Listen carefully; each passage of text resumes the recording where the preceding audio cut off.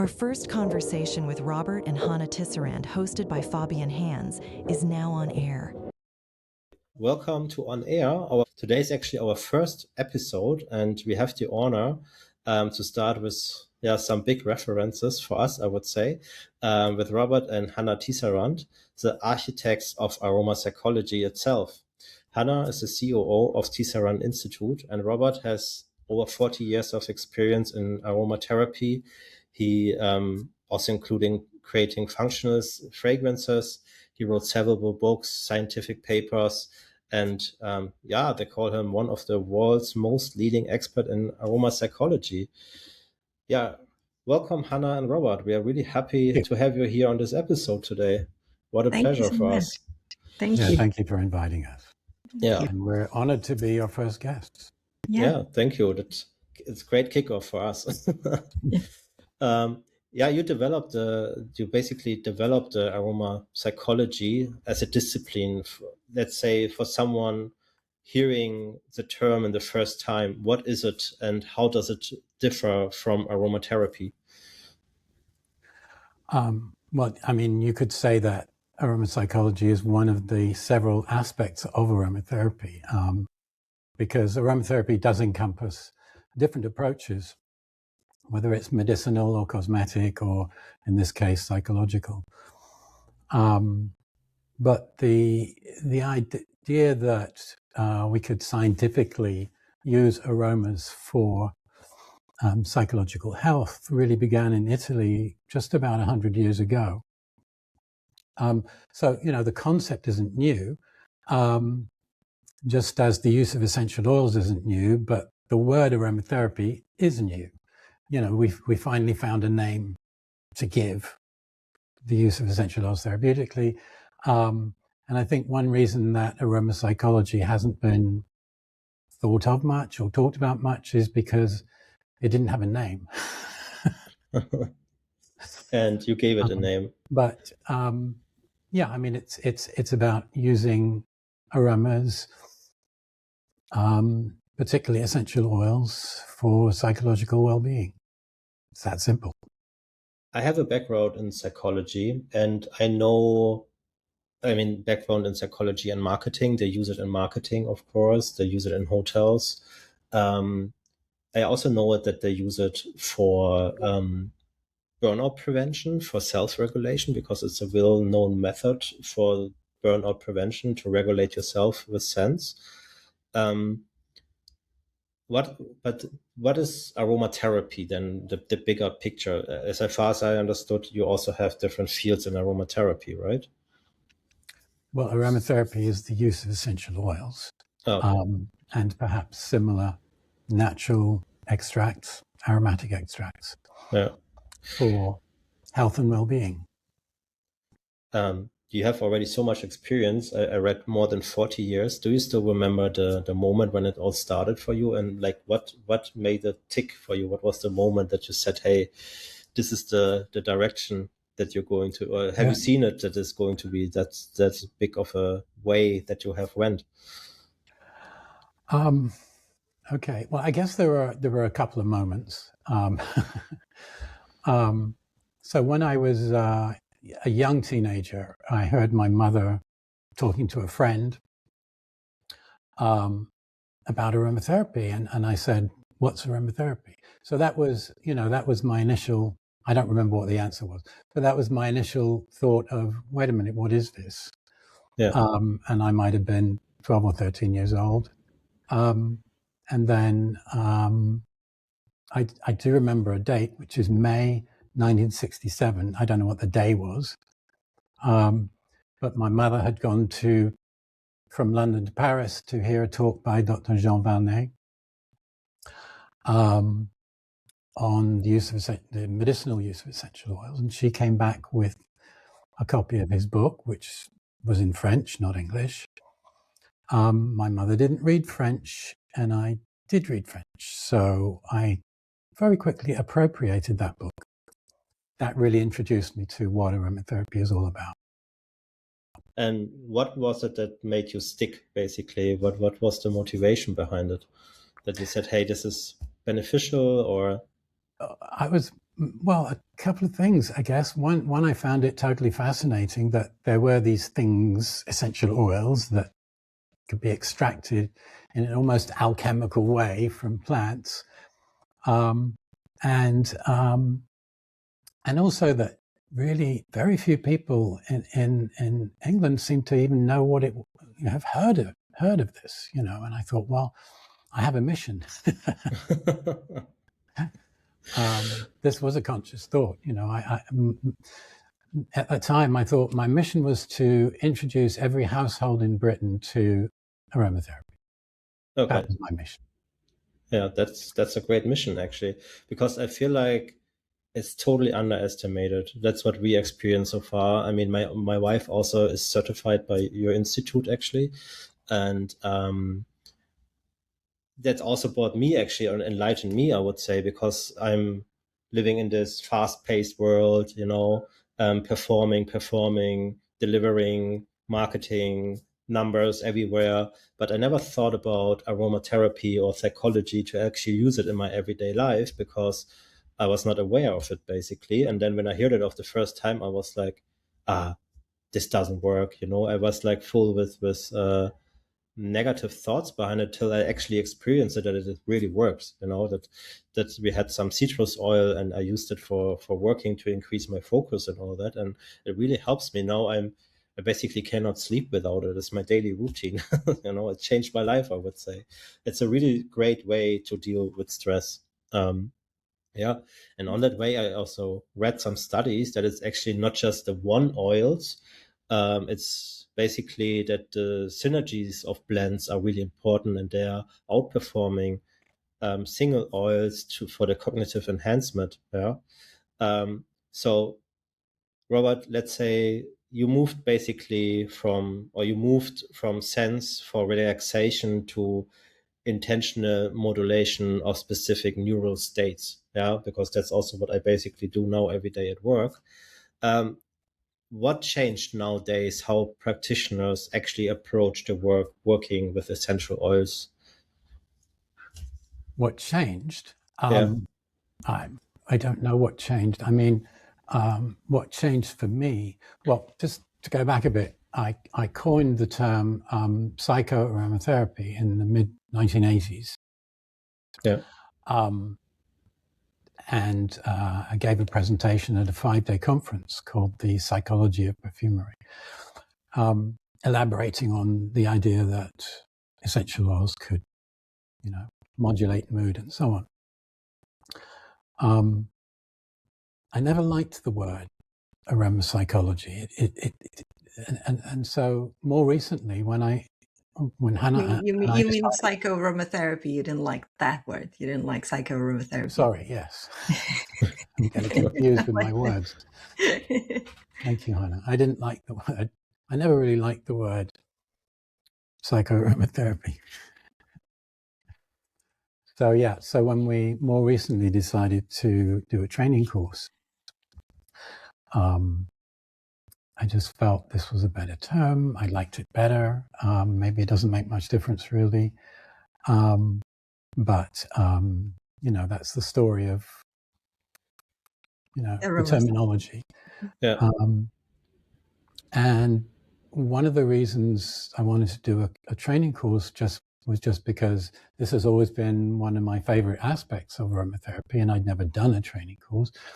But also looking at the recent research, I discovered a few things I didn't know that were totally fascinating. So I was very, fired up to do a training course. And if I can go back to your original question, Fabian, of what changed, I think what changed is people started taking it seriously. Because if you say, are you modulating neural states, as opposed to this is just relaxing me, well, relaxation is a modulation of neural states. If you're in an anxious state, it's not just a mental state. There's a physiology that's underlining it. And so whether you call it's just relaxing me or modulating, my neurotransmitters, it really is just a shift in terminology, which allows for it to be taken more seriously. Yeah, yeah, yeah. We like things to be more exact, and that goes with the research. Fun fact about psychology history is that Sigmund Freud had no sense of smell. Oh, really? I did not know that. Which I think is, and there's a lot of gossip that you can read about that and why that happened, and there's a lot of history and drama around it. But he did not have a sense of smell, which Yeah, means yeah, that his work would not have considered sense of smell and olfaction at all yeah, yeah. in impacting psychology. And I think that's what changed. What changed is that it's been taken more seriously. Our sense of smell and its impacts on our brains are taken more seriously, which means researchers are looking at it, which means Robert gets excited because there's new data to look at. Yeah, the data, I think the data point is really important now that there's more and more studies coming up, because before I feel like it's a really old traditional, not medicine. I don't know if I'm using the right terms here, but it's a really old way to treat someone, right? And I feel like there were a lot of preconceptions about it, that they were basically thinking, oh, because when we talk about it, some people think it's a hocus pocus. Yeah, it's not proven and all that. And you just have to believe in it and something like that. So this is something that we are usually confronted with. But nowadays we have the research, and we also have conducted actually our own research, and we saw the impact of the components. Yeah.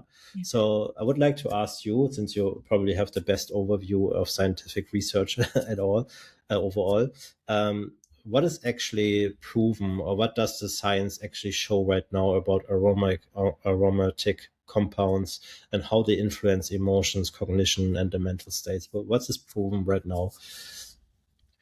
That's a very big question. How much time do you have? Okay, let's maybe can we narrow it down a little bit? Yeah, I hope so. Yeah, because there's so much research that covers so many things. So we have a course that I think it's 8 lessons. 9, yeah. 9 lessons. Or maybe let's turn it around. What is not proven? Like, is there any things that people still believe that it's the same question? Is it too big to be answered? Yeah, it's big. Well, Robert, can I talk about Siloxane, you think? You have my permission. Okay. So in terms of, if you talk to someone who really wants to see super solid research, there isn't, we don't have hundreds of thousands of people in clinical trials.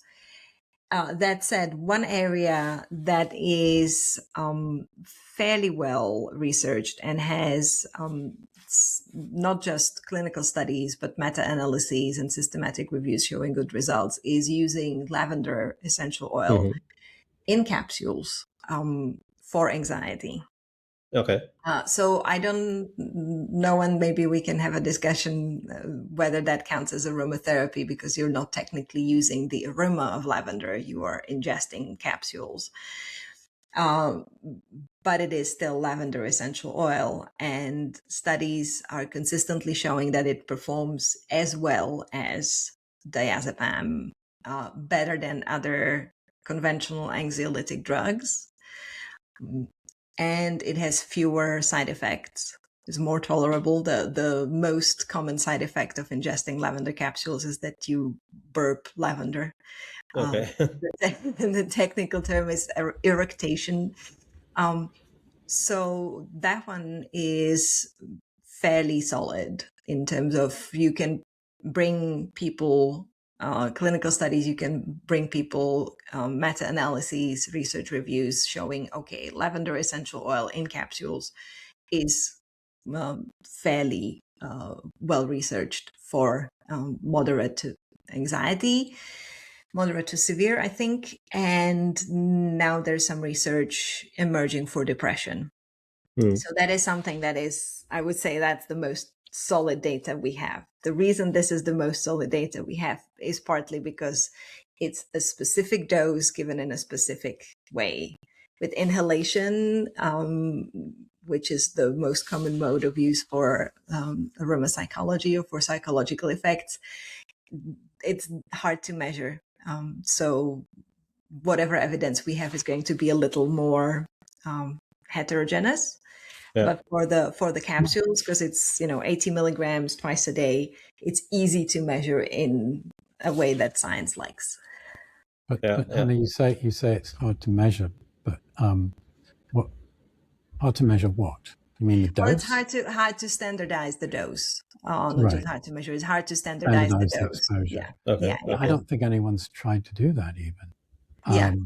But it does mean we have, some differences between approaches in research, and that's very common with aromatherapy. Yeah. Yeah. You compare 5 studies and for a lavender as a relaxing agent, and they all did it differently. Yeah. However, what is standardized is the questionnaires. Oh, okay. Yeah. But I mean, here in this case, you basically intake lavender oil, right? What about the sense of smell? Isn't that the most effective way to actually work with essential oils? Most effective way for what? Because to influence your mental state, for instance. I wouldn't like to say it's more effective than ingestion. Okay. For the reason of from what Hannah's just explained. And actually ingesting essential oils is a really good way for impacting respiratory disease. That's another issue. We're not going to go there. Inhalation, let's say it's more fun because you are smelling things and you can smell different essential oils, which is kind of fun.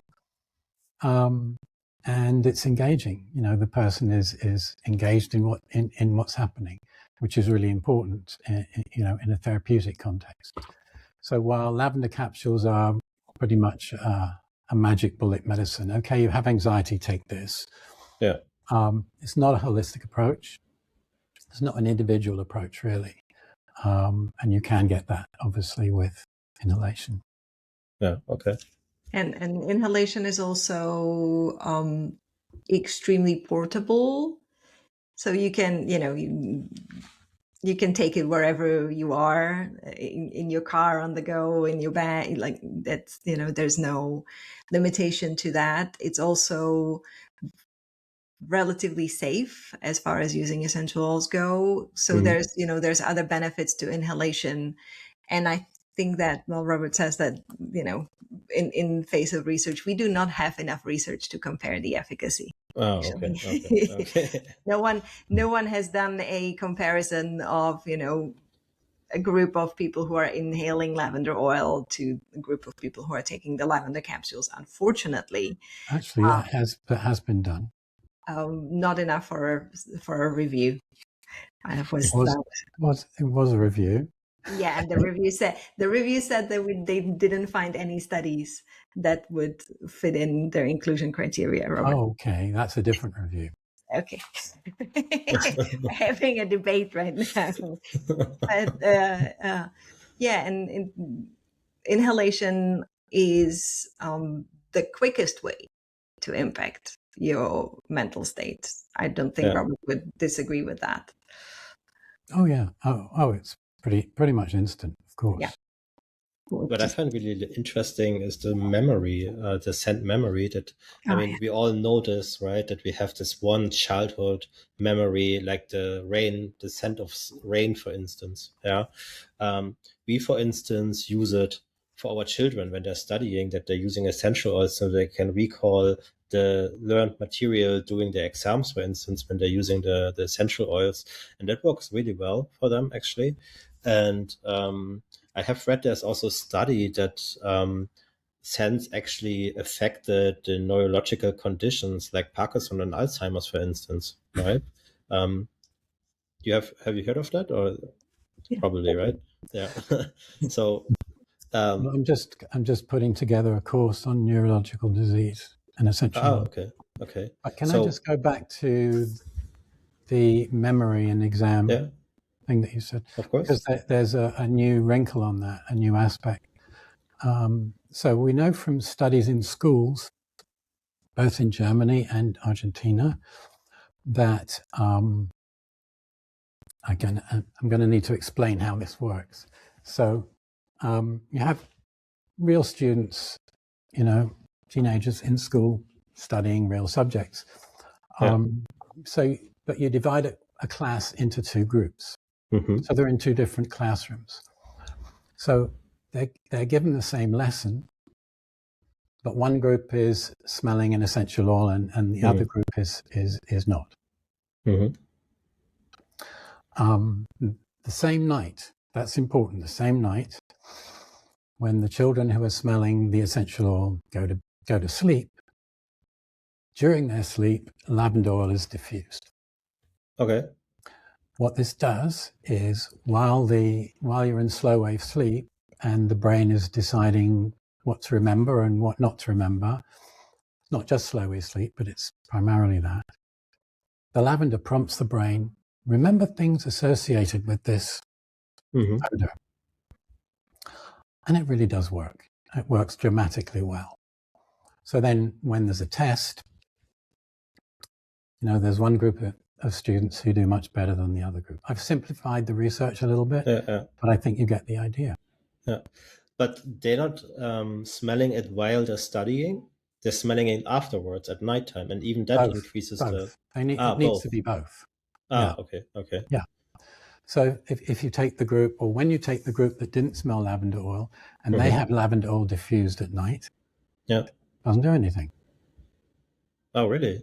Because they weren't smelling it during the test, during the lesson. So there's no association there. Okay. So they smell it by studying, while sleeping, and then doing the test, correct?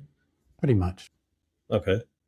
That's interesting. Yeah, that's basically what we also experience with our children. And also for me, for my working, since I'm using essential oils during my work life, which is quite stressful with 2 companies as well. I also feel like I have more mental clarity. I can sleep better, which obviously, of course, helps me in the next day to have a better performance at work and all that. So there's a great impact. But when it comes to mental health, like what does it tell us for mental health for the long-term effect then? You mean what we were just talking about? Yeah, like or Parkinson or Alzheimer's. Yeah, I mean the effect there. Right. Well, so the course I'm putting together covers Parkinson's disease, Alzheimer's disease, traumatic brain injury, and addiction.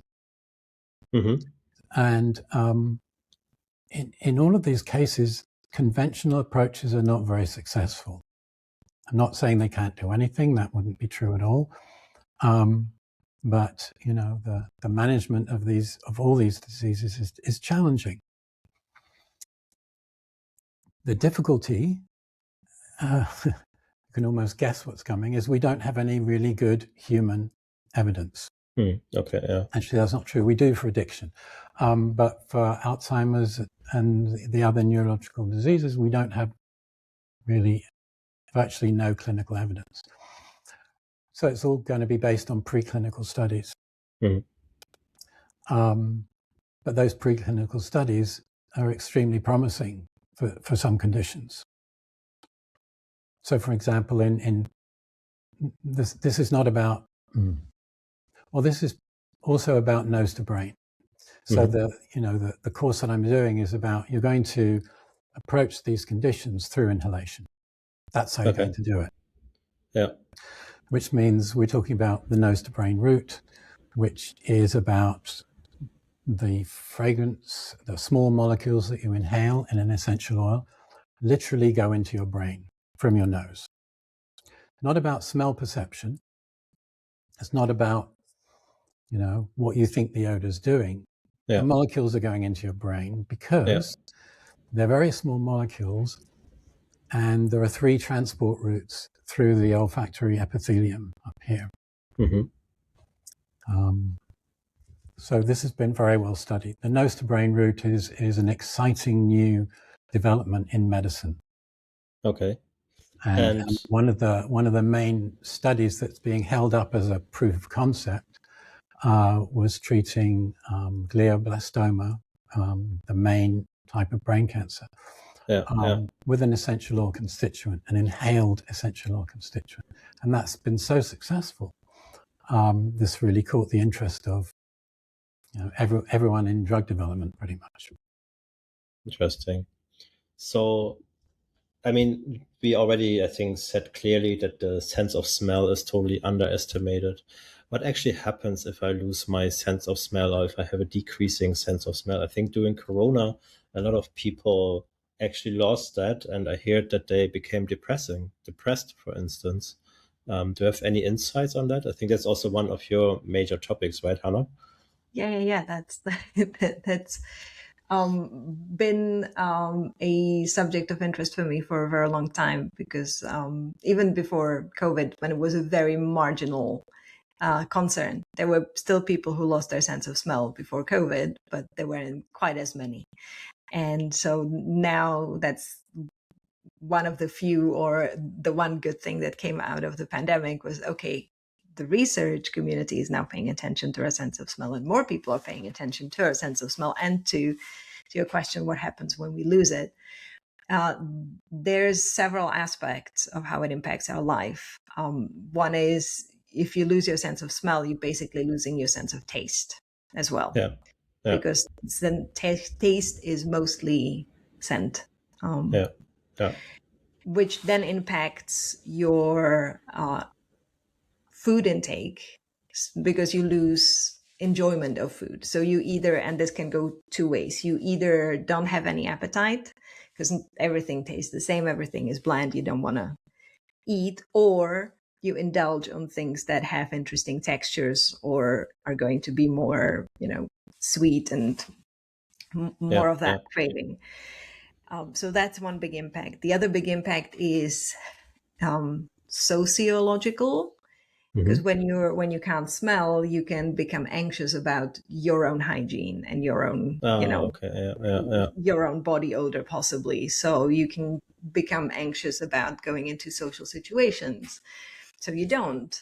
So you close yourself off. So you isolate yourself, which then can lead to depression, just like lack of enjoyment.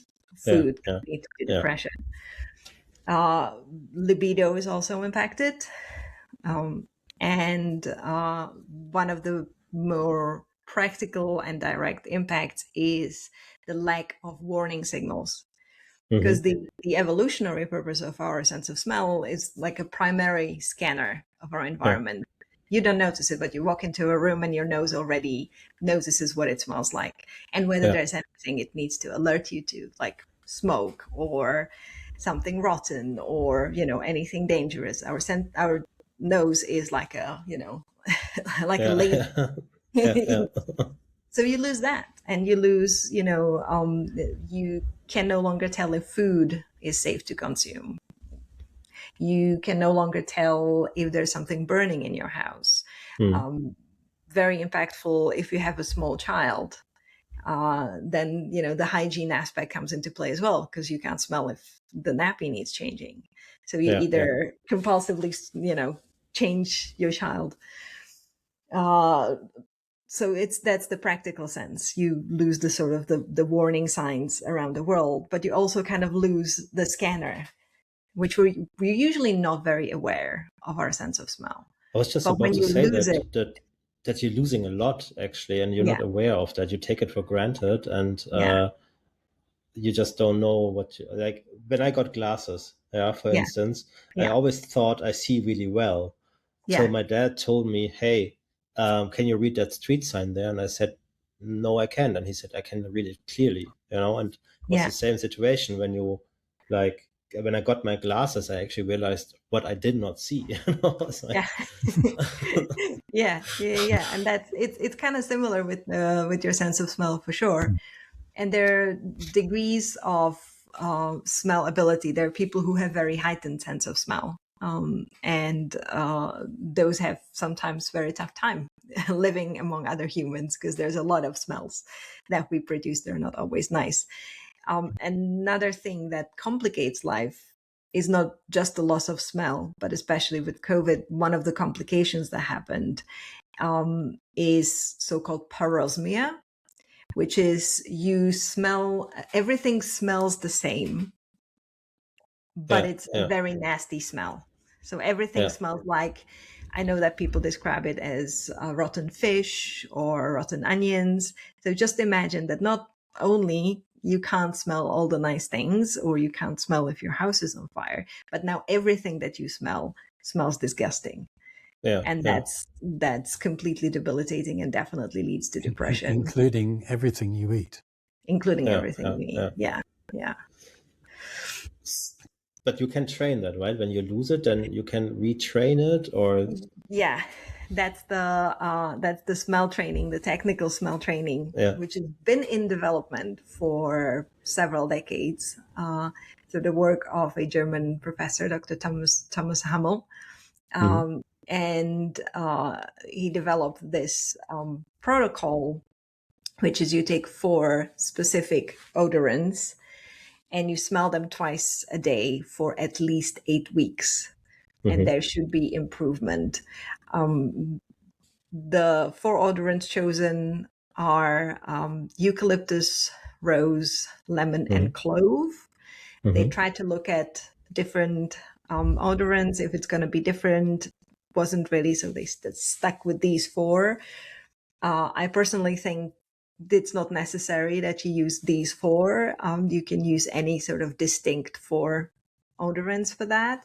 What's important is the consistency, that you do it every day, twice a day. You intentionally inhale, experience the smell, even if you can't smell it, for a long period of time. The sooner you start with the training after you lost your sense of smell, the better. So if you haven't had your sense of smell for a year, the results may be a bit limited. And it also does not really work if you lost your sense of smell due to a traumatic brain injury, which then made, severed the connection between your nose and your brain. But it seems to be one of the standard recommendations for loss of sense of smell in the medical field. So that's also something that we have a fairly solid research body on. So the impact on mental health, for instance, is this more coming from, because, let's say, if I get back my sense of smell, or if I improve my sense of smell, is it more coming because I have better taste, for instance, and I can enjoy food better and have like these positive side effects? Or is it more coming because the essential oils have a direct impact on my brain? I honestly think it's both. Yeah, okay. I would think it's both. Because you can't really, and Robert talked about the nose to brain route and impacting the brain directly. Both of those things happen whenever you inhale essential oils. You will have the sort of the smell perception and the enjoying the smell of roses or lavender or citrus or whatever, and how that triggers your neural pathways, and you brings out the images from your childhood and all of that. So that's always happening. At the same time, the molecules are also going into your brain and doing something that we don't really have a great insight into right now, but we know something is happening. So I think it's both. I think it's both the fact that you are regaining a full color, full smell vision of the world, as well as the molecules are impacting you on a sort of pharmacological level. Would you agree, Robert? Yeah, and yes. Bringing you in. If I can chime in for a moment. There's been a couple of studies where you give 2 groups of people the same essential oil. One of them was Roman chamomile oil, which is widely regarded as calming, and there's some science to back that up. Although most essential oils are calming, in fact. But so with one group, they said this is a calming essential oil that you're going to smell, and the other group, they said this is a stimulating essential oil that you're going to smell. And then they measured the effect. I don't remember what they measured, but they measured something real. And interestingly, what they found was that the group who were told it was a stimulating essential oil, it did calm them, but not as much as the other group. Oh, So okay. there's this sort of dynamic between expectation and effect. Oh, interesting. And what about the passive inhalation, where you're not really recognizing it, for instance? Or let's say, how would you recommend how to use essential oil, how to work with essential oil when it comes to brain health, for instance? Because I'm using it really active. I'm actively choosing at nighttime as my routine, I would say. I lay in bed, I calm down. I use it for me is basically to switch off my everyday thoughts by having my routine and my essential oils. Yeah. Or during the day, during my meetings, I have a certain essential oil mixture. But how would you recommend it to use it like really in the room and use it passive where you're not really recognizing it, or would you really recommend to use it actively, conscious, and try to regulate? That's a great question. You at the beginning you mentioned marketing and hotels using that would be a very Which is passive, yes, exactly. subconscious influencing. I think that would depend on what your goal is. If it's for, I mean, you can't really trick yourself into putting a diffuser on and not knowing that you put a diffuser on. So you can't really, you will know that you did that. So there will always be an intention. You can do that to other people, and I'd be careful about that. I would be careful about trying to influence other people consciously, like I'm going to put some lavender on and then this person who's going to come to the house is going to be nicer to me, or it's going to Sounds be like a great idea. Yeah. But in terms of any kind of psychological effects, the intention is half the impact, really. If you're, as Robert said, with expectations, and the more you're using it with intention. So to get your example, you have your routine before you go to bed, and it helps you go to bed. And then now you're creating a feedback loop in your brain. Exactly. Your brain now has the association, okay, this thing helped me go to sleep. And every time it does, that feedback loop is stronger and stronger and stronger and stronger. So now, even if you're maybe traveling and you go to a hotel room, but you have your essential oil, you smell it and your brain has that very strong association with, okay, this is our going to bed situation. Exactly. We're shutting everything down. So that's a great power of the mind and of creating the association. I don't think we talked about that a lot yet with the memory association and the anchoring, and the reason why that is so powerful, because the same areas in our brain that process scent are the areas that process memory and emotion. So you're triggering all of those, and the more intentional you're about that, the stronger the association is going to be. So you're creating a ritual, and I know that ritual brings it back to sounding woo woo and hocus pocus. That's a whole other topic on why that why it actually is solid as well. But you're basically creating that, and that would be a stronger, more effective tool from my point of view than just passive diffusion in the room. Also, you're going to be using less resources, less essential oil. There's a great example. Sorry, can I? Yeah, of course. Well, there's a great example of how anchoring works in this sort of context, therapeutic context, which is a British neurologist developed a system for neurologist is the wrong word. I'm sorry. Psychiatrist developed a system for creating an association between an essential oil and feeling relaxed. And he did this by having the person receive an aromatherapy massage, let's say once a week for 3 weeks or 4 weeks, to establish that association. And that would be done with an essential oil or more likely a blend of essential oils that person had not met before. So it was unique to them. So this creates this is a much better way of creating that association. There's association than if you use something they met before, because they have already got associations.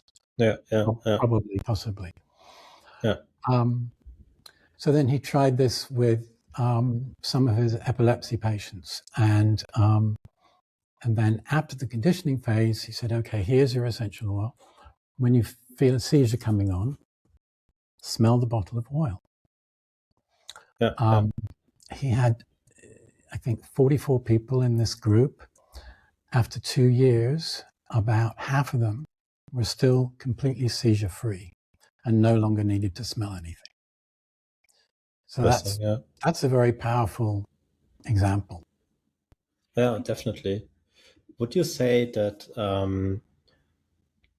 I mean, we're now going a little bit into this longevity direction for mental health and all that, but maybe one example before that, like this anchoring, I use this really actively. I mean, I have a psychology background.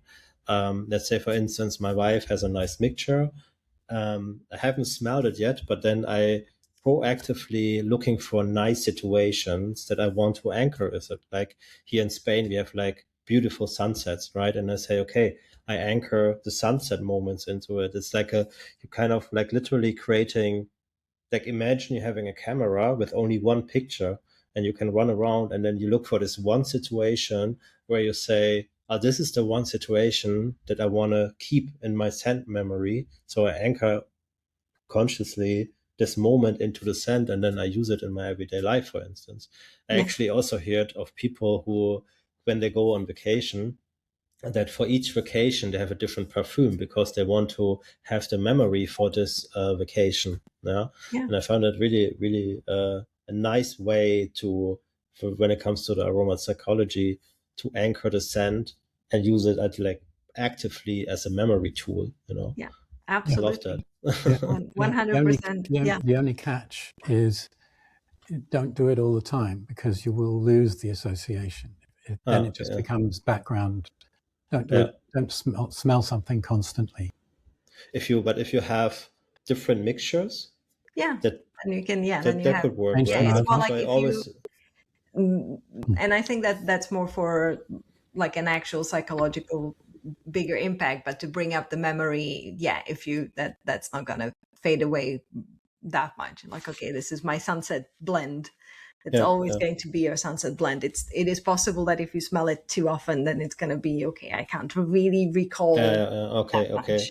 Because you're basically then anchoring the situations where you're actually trying to remember something, you know? Yes. It gets a little, complicated. But that's absolutely it. Yeah. On the other hand, you have people that have a signature perfume or a signature smell that they themselves can't smell anymore because they keep using it and you become accustomed to it. And I find that thought a little, not depressing, but kind of sad. Like you have a fragrance that you chose because you love it, but because you use it all the time, you get habituated to it. Okay, you're overusing it. You no longer enjoy it yourself. You really lose it. You can't smell it at all. Yeah. I mean, I know who you're thinking of. We have one example. No, there's many people who say that they no longer notice their own fragrance and they have to add more, and and they become overpowering. Well, in a slightly different sense, our smell. If we smell something constantly, the smell, our sense of smell starts to fade. It's not so strong anymore. And Fabian, as a psychologist, you will understand what's the background for that. Yeah. The brain is looking for difference, not similarity. What do I need to be aware of now? Yeah. Which would then answer your question of whether to use environmental diffusion passively. You'll have less impact with that because then your brain's just not gonna register anything anymore. That's interesting because it's always there in the room, basically. After a while, you don't recognize it anymore. And then when you're actively using it, you basically can trigger it punctual. That doesn't mean it's not working. Yeah, of course. But you're not consciously aware, smelling it. And there's one fascinating study that's been repeated where it was shown that subthreshold odors can influence our mood. Okay. So nice. even though you couldn't smell the odor, you didn't even know that an odor was there. It would actually impact your. It's a bit of a complex study, so I'm not sure if I want to explain the whole process. But it was very impressive, and then it was critiqued, and then someone some years later repeated it, addressing all the issues that were critiqued, and it worked just as well. Yeah, interesting. But if you look at the wellness industry, for instance, or like the longevity industry, which is a really big industry, it's all about supplements, peptides. It's about the gut, about my skin. It's about muscles, proteins, etc. Do you think the potential of essential oils is overseen in there, or that it like gets lost in there, overlooked, basically? I feel like no one is talking about that in that space. If we're talking cognitive health, then essential oils have a lot to offer. In terms of impacts, I'm going to have a cynical comment here, which is I don't think you can make a lot of money on telling people to smell essential oils. So I don't think the big industry of wellness supplements is going to latch onto inhalation aromatherapy much. But the potential is definitely there. Absolutely, 100%. And it's first of all, you are always engaging your brain. If you're smelling something, your brain is doing something. Yeah. And everybody tells you need to keep your brain active, and you need to be doing crossword puzzles, and you need to be doing Sudoku, and you need to be exercising your brain. Well, smelling something intentionally is exercising your brain. Interesting. Yeah. Very, very low effort. You don't have to think too hard. So that's a great tool for sure. Yeah. But if you look at the future, of aromapsychology and how's it evolving, what existing fields do you think is going to be heading, or what do you think is coming up? I mean, you have the biggest overview of research, but what do you think will be next coming when it comes to aromapsychology? I think there is an overlap between psychology and neurological health in terms of actual brain disease. There's an overlap there, and I think aromatherapy comes into both in interesting ways that haven't been explored. For example, in Alzheimer's disease, we know that particularly it's going to be older people. If they smell something that reminds them of something from their youth, this actually works very well. It doesn't have to be an essential oil. Yeah. Just something that reminds them of, helps to get their memory going. The research on essential oils and cognitive health is pretty solid. And the fact that your sense of smell diminishes whenever you have a neurological disease is obviously an interesting association too. Oh, interesting.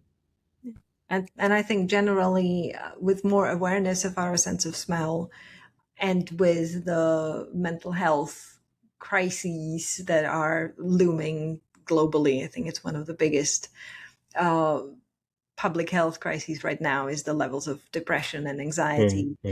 I'm not saying that essentials are going to save everyone, but they're an incredible tool to give you a nuanced approach.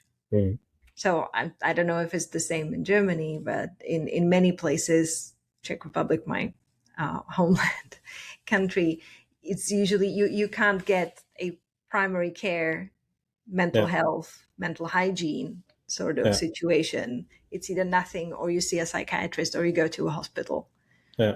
So but there's no prevention, basically. But right? There's prevention, kind of like you have dental hygienist, you have teeth cleaning, something like that for a mental health. I think is a great future opportunity that is already being explored through this podcast as well, with essential oils. And I think, if we're talking about the future, students should learn about olfaction at school in a fun way. Just, hey, here's one of our senses. Let's learn more about it. I mean, this does happen in some schools, but I think it can be a bit more exploring, good ways and not good ways to use essential oils, perhaps. It's actually interesting. Let me just, finish one thought. I was saying this in Japan in the early 90s. I was saying this during a presentation.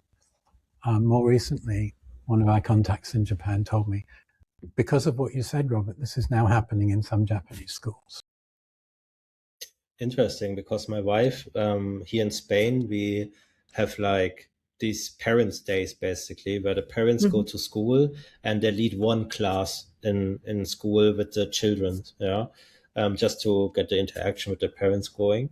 And what my wife did, she did an aromatherapy class with the children, and it was really nice. The kids loved it.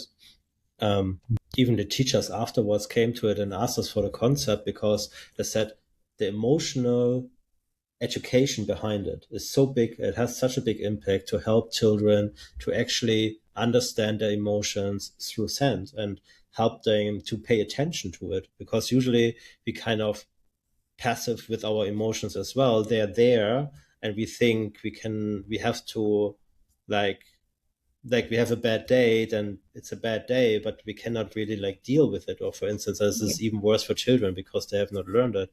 And aromatherapy and aromapsychology is a great way for children to teach this emotional intelligence. There was a really great experience, actually. One thing I've done many times with small groups and larger groups is, okay, you're all smelling the same essential oil. I want you to think about how it makes you feel. Yeah, exactly. You have 2 minutes to think about how it makes you feel. And then people will say, well, it reminds me of, and I'll stop them and say, I don't want to know what it reminds you of. How does it make you feel? Because we're not used to doing that. We're used to thinking about things. Yeah.